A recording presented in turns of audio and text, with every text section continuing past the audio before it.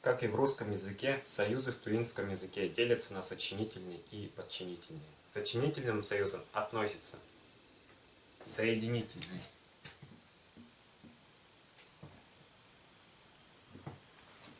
алғаш,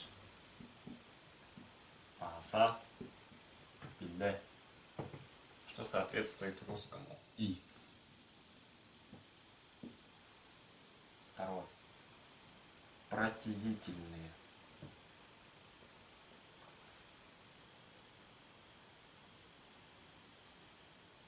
А соответствует русскому а. Харын. Но.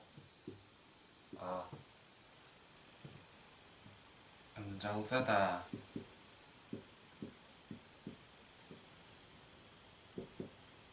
Антыда болса.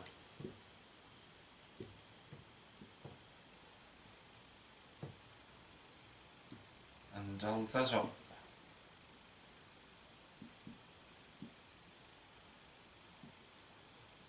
Джанмже. Все это соответствует русскому, но однако.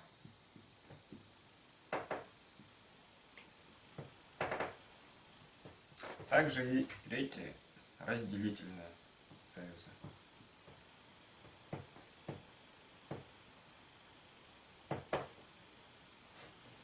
К ним относятся аз,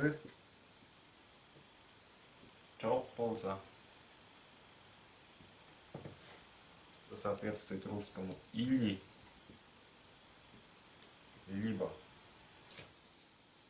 Могут быть еще переде,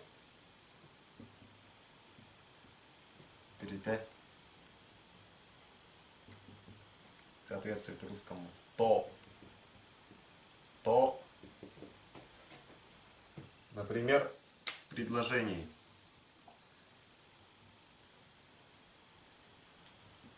тарғанның арыны бірді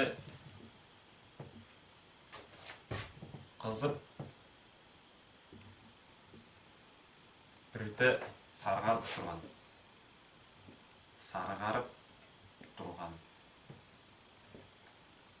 Лицо начальника то краснело, то желтело.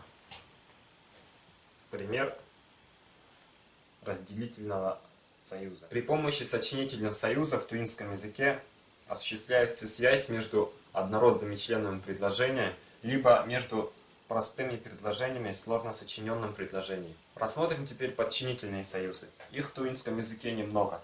Например, прелес, если, анджангаш, поэтому, чугетизе, чугетеерге,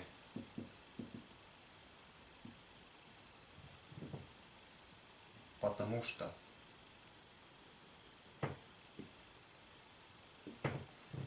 Данные союзы служат для соединения придаточного предложения условия, причины или следствия с главным предложением и употребляется только в сложно подчиненных предложениях.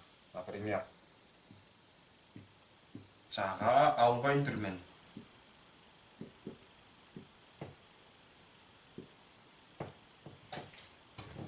Чугедизе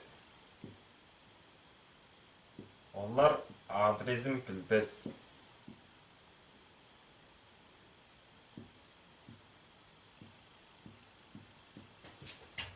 Я не получаю писем, потому что они не знают моего адреса. Это сложно подчиненное предложение. Главное предложение чагал бандюрмен, не получаю писем.